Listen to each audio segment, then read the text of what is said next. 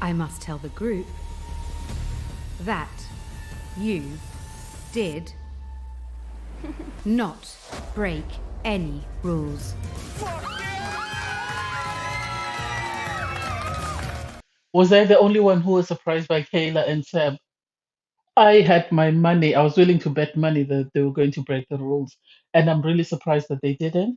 I don't know whether it's because the producers decided not to show it because some of their body language was a bit iffy. But anyway, hey there, it's Valerie again. Welcome back to my channel. In this episode, I'll be reviewing Too Hot to Handle, Season 4, Episode 4.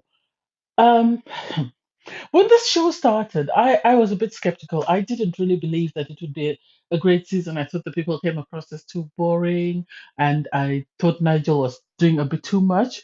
But then it's surprising how 4 episodes in, it's a completely different show.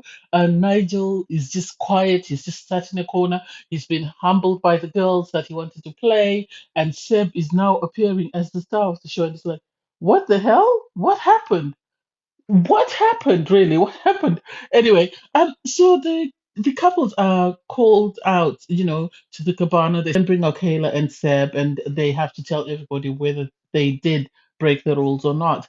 And turns out Seb and Kayla didn't break any rules, and I was really surprised. I don't want to lie. I was really surprised because when they showed clips from the previous episode, you could see them in the bath. They said there was a bath, there was a wine, there was a bed, there was this, that, and the other.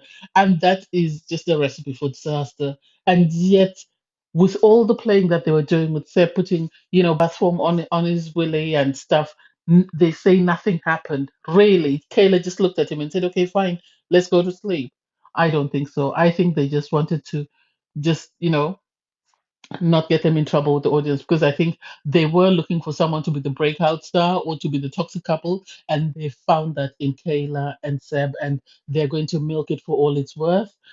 So they were then advised that there are two people coming in, Ethan and Flavia, and so they were told to choose. I'm surprised they only got them to choose one person. I think it would have been more interesting had they got Flavia to pick two guys and Ethan to pick two girls, because then there would have been a bit of competition and whatever. But surprisingly, of all the people they could have chosen, I thought Ethan was going to pick Dominic, but surprisingly, he picked Sophie, and Seb was picked by Flavia, and I was like, Nigel is there, he's single. Why are we picking Seb?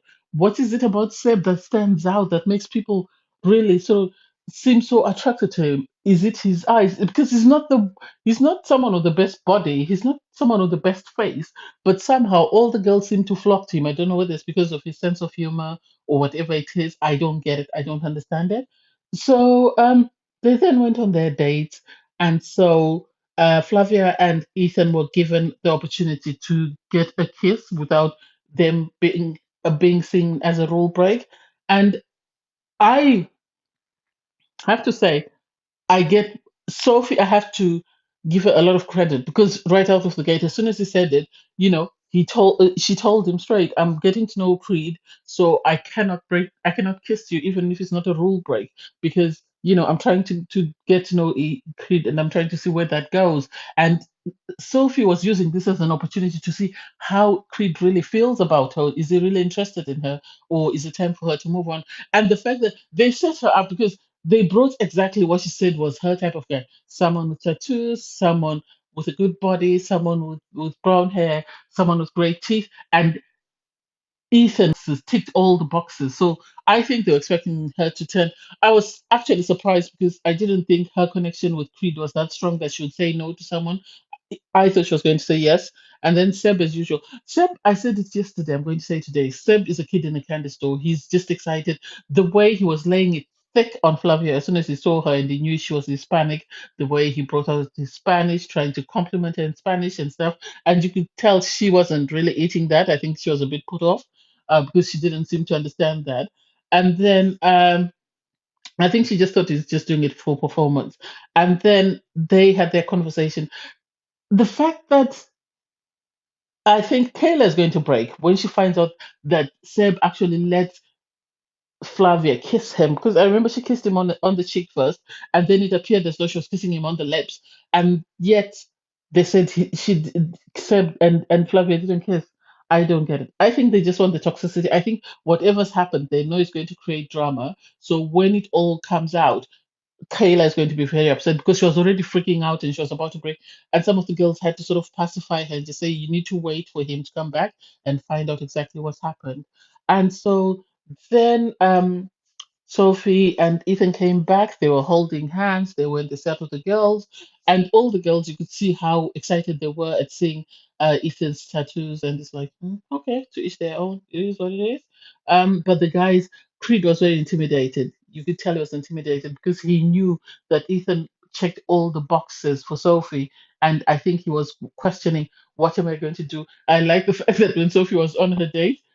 Creed was standing with Nick and they were busy watching Sophie and Ethan, and it was like, oh my god, that's a bit strange.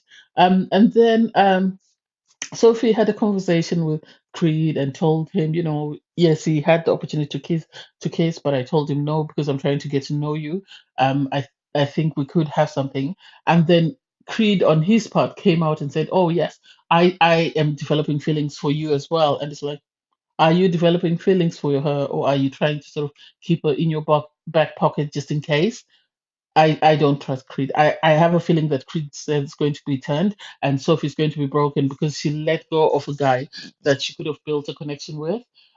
Flavia came back and Kayla kept going on. I hope they don't hold hands when they come back. I hope they don't. And they came back holding hands. And it's just like Seb has suddenly become so big headed in the sense that he now thinks he's it amongst the girls, or it's just me, because he's got Kayla chasing after him. Now he's got Flavia chasing after him, and life couldn't be sweeter for him. So they sat down with the guys, had a conversation, and then he told Kayla that no, we had the opportunity to kiss, but we didn't kiss. He should have told her everything. She kissed me on the cheek, and I stopped her when she was about to kiss me on the lips and said to her no, unless it was edited out because they want to save that for the drama. As we all know, they love a bit of drama. Um, and the other thing I liked the most was when they were sort of saying, the two new people have been told they could choose someone, how everybody was very protective of their partner. James doesn't seem really into Britain. Well, we haven't really seen him make the first move. Even Britain are saying, James is cock blocking for himself.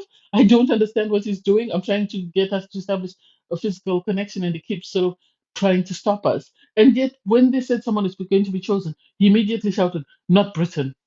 Not Britain. He can have anyone else, not Britain. And then, oh my girl, Joanne went, no one is coming after Nick. No one. She looked at the camera and went, no one. She means business. She's not playing with these people. They're not coming after her man. I like them as a couple.